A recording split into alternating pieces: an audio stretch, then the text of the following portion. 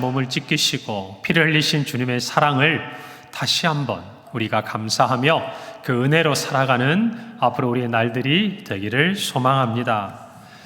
오늘 우리가 종료주일이라 부르는 이 날에 대표하는 성경 구절이 바로 오늘 저와 여러분이 함께 읽은 마태복음 21장, 예수님께서 예루살렘에 입성하신 기사를 기록한 내용입니다. 이 예수님께서 예루살렘에 입성하신 사건은 사복음서에 공히 기록이 되어 있습니다. 무슨 말일까요? 예수님의 생애를 놓고 보았을 때 이 사건을 빼고는 예수님에 대해서 설명하기가 쉽지 않다라는 것이죠. 그만큼 중요한 사건이었다라는 것입니다. 물론 예수님은 그전에도 예루살렘에 왔다가 또 갈릴리로 가셨다가 이런 일들을 반복하셨지만, 그러나 적어도 오늘 우리가 함께 읽은 이 마태복음 21장에서 예수님이 예루살렘에 오신 이 일은 예전에 예수님께서 오셨던 때와는 너무나도 다르고, 또 정말 예수님 자신부터도 이 날을 의미 있게 하셨던 것을 저와 여러분이 볼 수가 있습니다. 오늘 이 사건을 보면서 우리는 예수님이 평소와 다른 모습이 두 가지가 있다라는 것을 발견하게 돼요. 하나는 예루살렘 온 성이 떠들썩하게 예수님께서 들어오셨습니다. 보통 예수님께서 어디를 가시면 예수님은 가만히 계시는데 옆에서 사람들이 막 몰려드는 바람에 정말 예수님 주변에 많은 사람이 따르는 것을 보지만, 오늘 이 본문 말씀에 보면 예수님은요, 공개적으로 자기를 드러내고 계신다는 느낌을 지울 수가 없습니다. 여러분, 보통 예수님은 어떠신가요? 사람을 고쳐주시고 병자를 고쳐주신 다음에도 거기에 대해서 다른 사람에게 말하지 마라. 이게 주님의 일반적인 모습이셨습니다. 오병이어의 놀라운 기적을 일으키신 이후에 사람들이 예수님을 모셔다가 왕으로 삼으려고 하니까 그 자리를 피하셨던 예수님이셨습니다. 그런데 이날은 아니었어요. 예수님께서 모든 사람이, 온 성이 소동하고 떠들썩할 만큼 사람들의 환호와 또 사람들의 환영 가운데서 예루살렘에 입성하고 계시는 겁니다. 그런데 오히려 이것은 예수님이 만들어내신 거예요. 이전에는 사람들이 예수님을 그렇게 찾아오고 환영했다면, 오늘 이 본문의 이야기에서 예수님은 오히려 이런 상황을 유도하고 계신 것처럼 보입니다. 오늘 2절에서 3절 보니까 예수님께서 이 예루살렘이 보이는 동편에 있는 맞은편 이 감람산, 우리 잘 알죠? 예수님께서 기도하러 가시고 또 겟세마네 동산의 마지막 그 기도를 하셨던 그 감람산에서 제자들 둘을 보내어 이렇게 말씀하십니다. 이르시되 너희는 맞은편 마을로 가라. 그리하면 곧 매인 나귀와 나귀 새끼가 함께 있는 것을 보리니 풀어 내게로 끌고 오라. 만일 누가 무슨 말을 하거든 주가 쓰시겠다 하라. 그리하면 즉시 보내리라. 라고 말씀을 하셨습니다. 예수님께서 제자들을 보내셨습니다. 왜 예수님은 이처럼 모든 사람이 알 만큼 예수님 스스로가 이전과 달리 나귀 새끼를 타고 예루살렘에 들어가시려고 제자들에게 요청을 하고 계시는가? 여러분, 이유는 분명합니다. 그것은 십자가를 지러 가시는 길이었기 때문입니다. 여러분, 예수님께서 이 땅에 오신 진정한 목적이 무엇인가요? 유대인들은 예수님을 자신들의 왕으로 삼으려고 했습니다. 그러나 예수님은 온 세상의 구주요 만왕의 왕이 되시는 분입니다. 여러분, 그 예수님께서 하늘 보좌를 버리고 이 땅에 오셨던 이유가 있다면 단 하나, 다른 어떤 이유보다 가장 중요한 이유는 바로 우리를 위해서 우리의 죄를 대신 지시고 십자가에서 죽으시기 위해 이 땅에 오셨습니다. 그리고 오직 그 목적을 이루기 위해 예수님은 지금까지 살아오셨고 33년여의 그 마지막 공생애를 끝나는 지금 이 순간까지 그 때를 기다리고 계셨다는 것이죠. 그리고 오늘 이 사건은 이제 그 때가 다 찬 거예요. 마치 예수님께서 33년 전 이 땅에 오실 때 갈라디아서의 말씀처럼 때가 참에 하나님께서 자기 아들을 우리에게 보내주셨다라고 기록하는 것처럼 이제 예수님도 33년의 세월을 지나고 자신이 이 땅에 오신 목적을 이루어야 할 때가 오셨음을 아신 겁니다. 여러분, 오실 때는 조용히 세상의 평화의 소식을 가지고 오셨지만 그러나 예수님께서 이 땅에 오신 이 목적을 드러내는 이 순간만큼은 모든 사람이 예수 그리스도에 대해 알아야 했습니다. 그분이 누구인지 자신을 드러내야 했습니다. 이 시간을 위해서 예수님은 지금까지 때를 기다리셨던 것이에요. 때가 왔으니 이제 더 이상 감출 이유가 없는 것이죠. 오히려 그것을 예수님은 알기를 원하셨다는 것입니다. 마침내 예수님께서 예루살렘에 들어가십니다. 전에 어떤 바리새인들이 예수님에게 이런 말을 해요. 예루살렘에 들어가면 헤롯이 예수님을 죽이고 또 예수님을 사로잡으려고 한다면서 예루살렘을 떠나라고 말을 할 때 예수님께서 이렇게 말씀하십니다. 누가복음 13장 33절이에요. 그러나 오늘과 내일과 모레는 내가 갈 길을 가야 하리니 선지자가 예루살렘 밖에서는 무슨 일이 없다고요? 죽는 일이 없다라는 것이죠.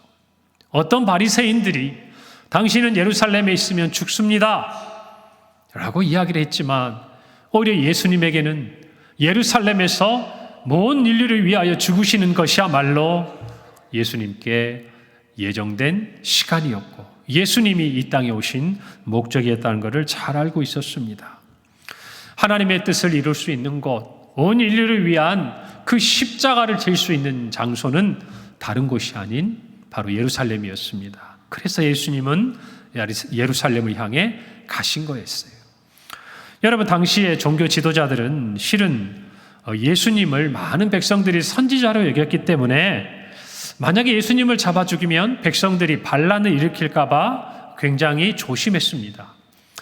특히나 많은 사람들이 모였던 이 명절에는요, 특히 유월절 같은 날에는 예수님을 죽일 것에 대해서 그들은 오히려 꺼려했습니다. 마태복음 26장 3절에서 5절은 이렇게 기록하고 있어요. 그때에 대제사장들과 백성의 장로들이 가야바라는 대제사장의 관정에 모여 예수를 흉계로 잡아 죽이려고 의논하되 말하기를 밀란이 날까 하노니 언제는 하지 말자? 명절에는 하지 말자 그 말이에요. 여러분, 유월절에는 어떻습니까? 과거 예고로부터 출애굽한 이 사건을 기념하는 이 이스라엘 유대 최대의 명절 아닙니까? 그러니까 정말 각 지역에 있던 사람들뿐만 아니라 이스라엘 바깥에 있던 디아스포라 유대인들까지, 흩어져 살던 유대인들까지도 그때는 다 예루살렘에 모여서 순례를 해요. 지금도 마찬가지고요. 여러분, 그렇게 사람이 많이 모일 때에 백성들이 선지자로 여기는 예수 그리스도를 잡아 죽이면 그 백성들 사이에서 소요가 일어나고 밀란이 일어날 것을 누구도 두려워했다고요? 예수님이 미워서 잡아 죽이려고 했던 그 당시의 종교 지도자들도 그것들을 꺼려했다라는 것입니다. 여러분, 왜 이런 일이 있을까요? 여러분, 이때는요, 많은 사람들이 모이기 때문에 유다, 특별히 예루살렘은 비상이 걸립니다. 더군다나 예수님이 오실 이때는요, 메시아에 대한 열망이 굉장히 강했어요. 왜 그럴까요? 지금은 로마의 식민지 지배 아래 있는 거 아닙니까? 통치 아래 있는 거 아닙니까? 그들 스스로가 정말 예전 구약 성경에 예시된 그 메시아가 자기들을 구원해 줄 날을 그들은 간절히 기도했다라는 것이에요. 마치 우리나라가 일제치하 36년을 지나가면서 독립의 그날을 간절히 바라고 기다렸던 것, 그와 같은 마음으로 지금 이 유대 사람들도 그들의 하나님이 약속하신 그 메시아를 기다리고 있었던 메시아 대망 사상이 점점 무르익고 정말 갈수록 커져가는 그 상황이었어요. 그때에 정말 이 예루살렘에 많은 사람들이 모이는 순간 폭동이 일어나면 여러분 어떻습니까? 이 예루살렘을 다스리는 책임을 지고 있는 사람이 부담이 되죠. 여러분, 그래서 사실 역사 기록을 보면요, 이때 이 유월절 같은 명절에는요, 로마의 군인들이 곳곳에서 병력을 늘려서 사람들을 이렇게 통제를 했어요. 그리고 원래는 지중해 해변에 있는 가이사라에서 머물고 있던 총독도 이때는 예루살렘에 와서 머물렀던 기록들을 우리가 살펴볼 수가 있는 것입니다. 그러니 그런 상황 가운데서 밀란이나 소요가 일어나면 사실은 그 당시에 이들과 결탁해서 지도자로서의 권력을 누리고 있었던 이 유대 종교 지도자들도 자기들이 이득될 게 없지 않습니까? 그들은 될 수 있으면 예수님을 조용히 그들의 뜻대로 죽이기를 원했던 것이죠. 그런데 그 모든 것을 뒤바뀌어버리는 사건이 일어나는 거예요. 그게 바로 오늘의 이 사건이에요. 예수님이 평소처럼 들어오셨으면 자기들의 계획대로 됐을 텐데, 오늘 성경에 보니까 예수님이요, 나귀를 타시고 수많은 군중들이 그들의 겉옷을 길가에 펼치고 종려나무 가지를 흔들고 그 가지를 깔고, 그리고 호산나 다윗의 자손 주의 이름으로 오시는 이하고 외치고 환호를 하게 됩니다. 여러분, 밀란이 아니라 예수님으로 말미암아 예루살렘이 큰 소동이 일어나게 된 것이에요. 여러분, 이것을 본 종교 지도자들의 마음이 어떠했겠습니까? 더 이상 두고 볼 수가 없는 것이죠. 원래 그들은 그런 마음이 아니었지만 예수님의 정말 이 공개적이고도 정말 이 많은 사람들이 소동하는 가운데 오신 예루살렘 입성은 예수님의 십자가를 앞당기는 사건이 되는 겁니다. 여러분, 그래서 예수님은 그렇게 들어오신 거예요. 모든 사람이 알도록, 모든 사람이 환호하는 가운데, 그리고 오랜 세월이 지난 저와 여러분도 이날의 사건을 기억할 수 있도록, 그의 제자들이 사복음서의 공히 이날의 사건을 생생하게 기록할 수 있도록 예수님은 그렇게 십자가의 길을 가시기 위해 예루살렘에 입성하고 계시는 거예요. 어떻게 해요? 따들썩하게, 공개적으로 자신을 드러내고 계시는 겁니다. 여러분, 예수님께서 오신 또 다른 이전과 다른 모습이 있습니다. 그것은 바로 나귀 새끼를 타고 오신 거예요. 예전에는 예수님께서 무엇인가를 타고 이렇게 다니신 기록이 성경에는 없어요. 그런데 유독 이때 예수님은 제자들을 보냅니다. 우리가 생각하면 좀 황당하죠. 주가 쓰시겠다, 미리 얘기한 것도 아닌데. 그런데 하나님이 준비하신 나귀였고 주인이었던 것이죠. 그리고 그는 기꺼이 나귀 새끼를 내어드립니다. 그리고 아무도 타본 적이 없는 그 새끼를 타고 예수님은 입성하십니다. 이유가 무엇인지는 다른 데서 찾을 필요가 없어요. 성경에 기록되어 있습니다. 4절에서 5절이에요. 이는 선지자를 통하여 하신 말씀을 이루려 하심이라. 예언된, 예수님에 대해서 예언된 이 말씀을 이루려 하시기 위해서였다고 기록하고 있는 것입니다. 그리고 그 기록된 내용은 이와 같습니다. 일러스되 시온 딸에게 이르기를 내 왕이 내게 임하나니 그는 겸손하여 나귀 곧 멍에 매는 짐승의 새끼를 탔도다 하라 하였느니라. 오래전에 참으로 그들이 기다리던 그들의 왕, 하나님의 이름으로 오시는, 여호와의 이름으로 오는 그 사람을 성경 기록하기를 여기 있는 대로 나귀 곧 멍에 매는 짐승의 새끼를 타고 온다라고 기록되어 있었다는 것입니다. 바로 스가랴 9장 9절 말씀이죠. 똑같은 내용이 여러분 한번 보세요. 성경 9절, 오늘 인용하는 이 말씀과 똑같이 기록되어 있습니다. 여러분, 예수님은 왜 나귀 새끼를 타고 오셨습니까? 이유는 하나예요. 예수님께서 스가랴에 예언된 위대한, 그들이 기다리던 메시아이심을 스스로 알리기 위하셨음입니다. 하나님의 이름으로 오는 길이라는 것을 세상 가운데 외치기 위했다는 것이.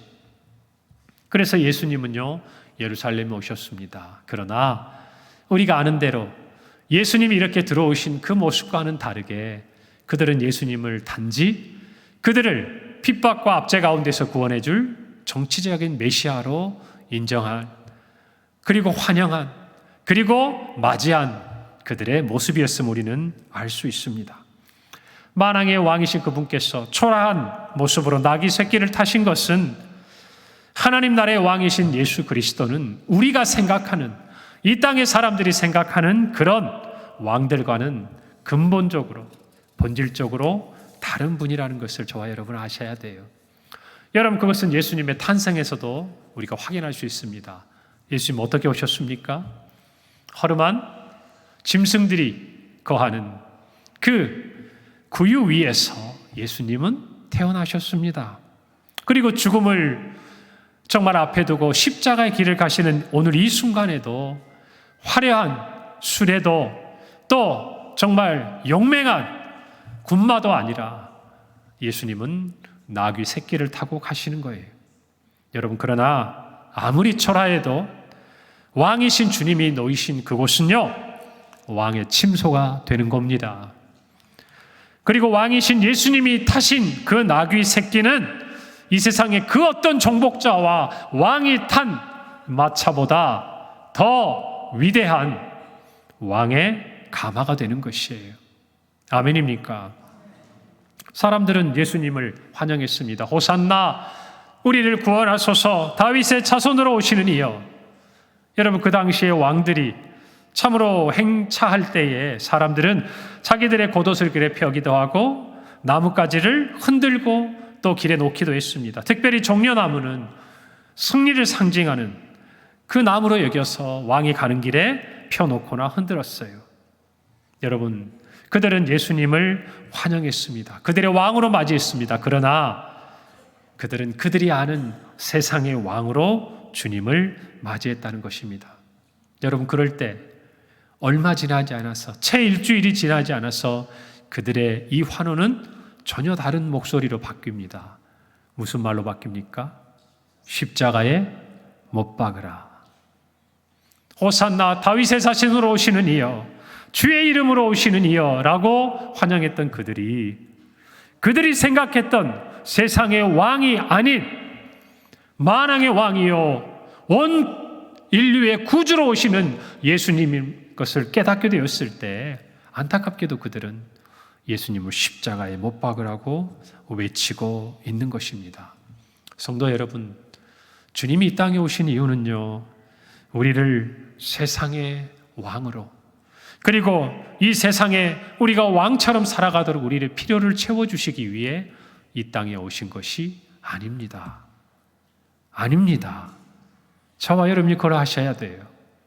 이 십자가를 묵상하는 한 주간을 지나가면서 우리가 고난주간 특별 새벽 기도회를 준비하면서 분명히 알아야 할 것은, 우리에게 찾아오신 그 예수님은, 우리를 구원하신 그 예수님은 이 세상의 어떤 왕들처럼 저와 여러분에게 이 세상의 것을 주기 위해 오신 것이 아니었다라는 것이, 그분이 온 세상이 알도록, 그리고 우리가 정말 하나님의 그 구원을 부인할 수 없을 만큼 분명한 증거로 우리에게 찾아오신 이유는 저와 여러분을 죄에서 구원하시고 살리기 위하심이었어요. 그리고 세상 왕들처럼 통치하고 군림한 것이 아니라 자신의 목숨을 우리를 위해 내어주신 것입니다. 여러분, 그래서 예수님은요, 겸손하게 나귀 새끼를 타신 거예요. 겸손하여서. 여러분, 예수님은 그 겸손함으로 하늘의 보좌를 버리고 이 땅에 오셨습니다. 사람의 모양을 가지게 되셨습니다. 그리고 십자가에서 죽기까지 복종하신 겁니다.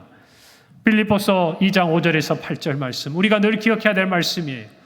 너희 안에 이 마음을 품으라. 곧 그리스도 예수의 마음이니 그는 근본 하나님의 본체시나 하나님과 동등됨을 취할 것으로 여기지 아니하시고 오히려 자기를 비워 종의 형체를 가지사 사람들과 같이 되셨고 사람의 모양으로 나타나사 자기를 낮추시고 죽기까지 복종하셨으니 곧 십자가에 죽으심이라.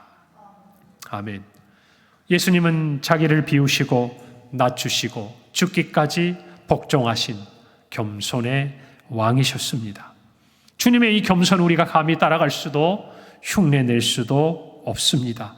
다만 우리는 주님의 그 겸손으로 말미암아 우리에게 주어진 구원의 은혜를 잊지 않고 기억하고 감사하고 그 은혜에 맞는 삶을 살아야 할 줄로 믿습니다.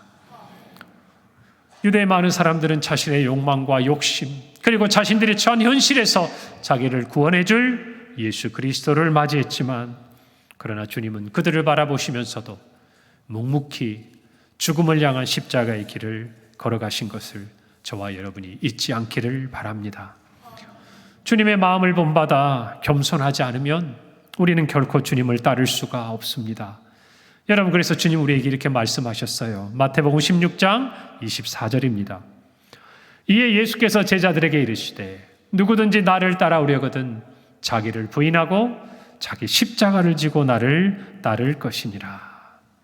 자기를 부인하고 우리의 모든 것을 내려놓을 때 겸손히 하나님 앞에 내 모든 자신을 내려놓을 때만 우리는 예수님을 따를 수 있다라는 것입니다.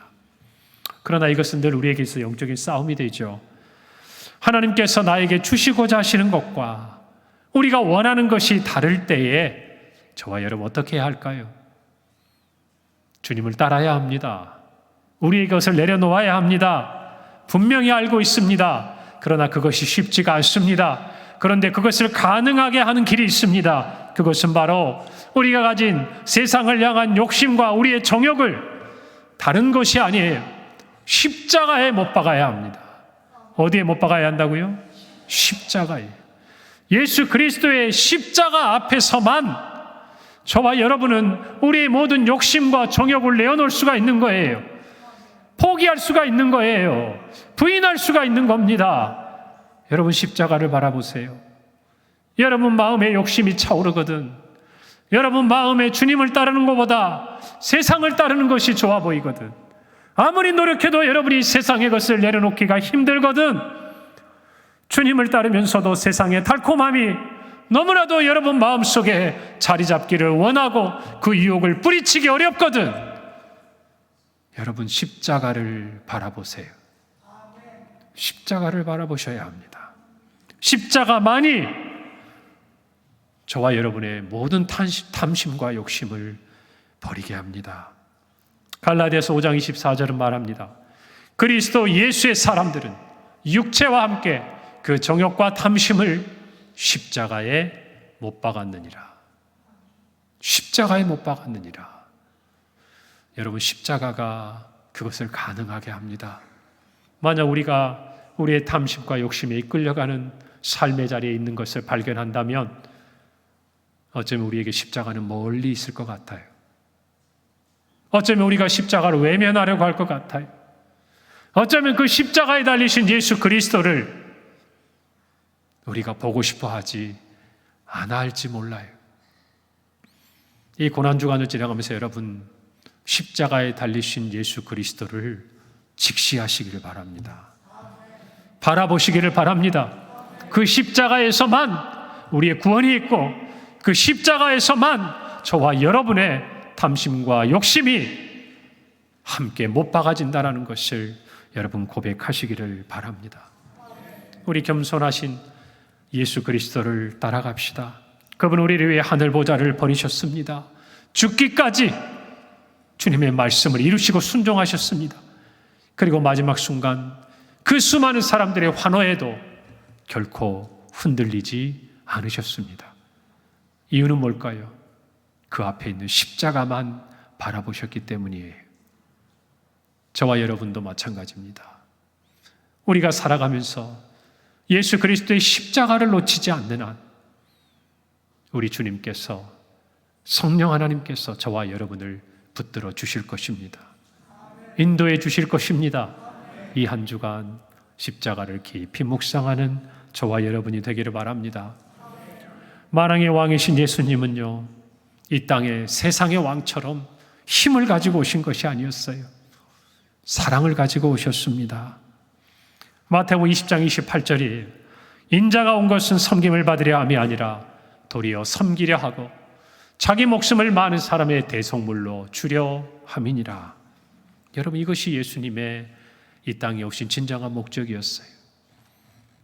힘이 아닌 사랑으로 섬김으로 저와 여러분을 다스리시는 분이 예수 그리스도이십니다.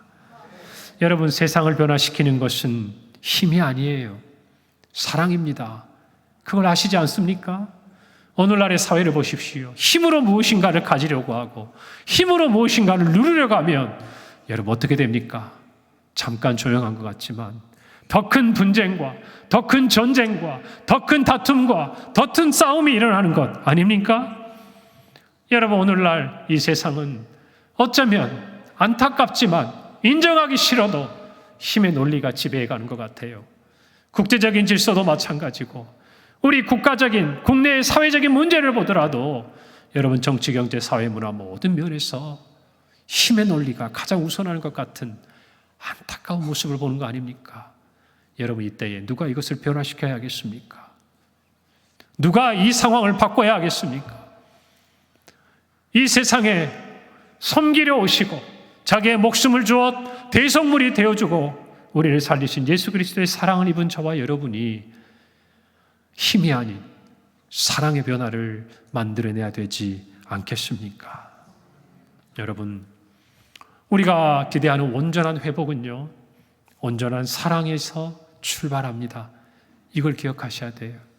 사랑하는 만큼, 섬기는 만큼 우리는 주님의 그 십자가의 능력을 힘입고 세상을 변화시켜 나갈 줄로 믿습니다. 우리가 사랑하는 영혼을 살려내게 될 줄로 믿습니다. 여러분, 이 고난주간을 지나가면서 섬김의 모습이 있기를 바랍니다. 사랑의 모습이 있기를 바랍니다. 기도만 하지 마시고요. 기도만 하지 마시고 이 한 주간 여러분 마음속에 마음에 작정을 하세요. 내 마음속에 그동안 미루어두었던 사랑의 손길이 있다면 좀 펼치세요. 여러분 마음속에 누군가 생각나는 사람이 있거든. 그에게 정말 마음을 표현하시고 함께 손이라도 잡아주고 전화라도 한 통화해주고 위로의 말이라도 한마디 건네주고, 여러분 이것이 고난주간에 진정 주님께서 저와 여러분에게 기대하시는 것이 아니겠습니까? 그리고 우리가 새벽을 깨우고 기도할 때에 왜 주님께서 우리에게 은혜를 주시지 않겠냐 그 말이에요. 여러분, 우리가 우리의 가정을 변화시키지 못하고 우리의 직장과 일터와 우리의 주변을 변화시키지 못하는 것은 다른 것이 아니에요. 한다고 하지만, 애쓴다고 애썼지만 아직 우리의 사랑이 부족한 겁니다. 우리의 섬김이 부족한 거예요. 여러분, 이 말을 마음에 꼭 새기기를 바랍니다. 그리고 겸손하게 우리를 위해 십자가를 지시기 위해 예루살렘에 들어오셨던 그 예수님의 모습, 환호하고 시끄러운 그 모습 가운데 오직 십자가만 바라보고 묵묵히 그 길을 가셨던 주님의 마음을 본받아 오늘 저와 여러분의 삶에 세상이 아무리 요동하고 유혹하더라도 주님의 십자가를 바라보는 이 한 주간이 되고, 우리의 모든 정욕과 탐심을 십자가에 못 박음으로 주님의 그 구원의 은혜를 우리뿐만 아니라 우리 곁에 있는 많은 사람들에게 담대하게 전하는 저와 여러분이 되는 이 한 주간 우리 평생이 되기를 간절히 바랍니다. 기도하겠습니다. 하나님, 은혜를 감사합니다. 우리를 위해 예루살렘에 들어오신 예수님, 참으로 세상이 알도록, 그리고 말씀을 이루도록 오직 십자가만 바라보고 걸어오신 주님을 기억합니다. 우리 모두 하늘 보좌를 버리고 이 땅에 오신 주님의 그 겸손을 본받아 우리도 정말 다른 사람들을 위해 섬김과 사랑의 손길을 펼치며 나의 욕심과 정욕을 십자가에 못 박는 2024년 고난주간 특별 새벽 기도회가 되게 하시고, 그와 같은 겸손의 능력으로 부활의 아침을 맞이하는 우리 모든 성도들이 되게 하여 주시옵소서. 감사드리며 예수님의 이름으로 기도합니다. 아멘.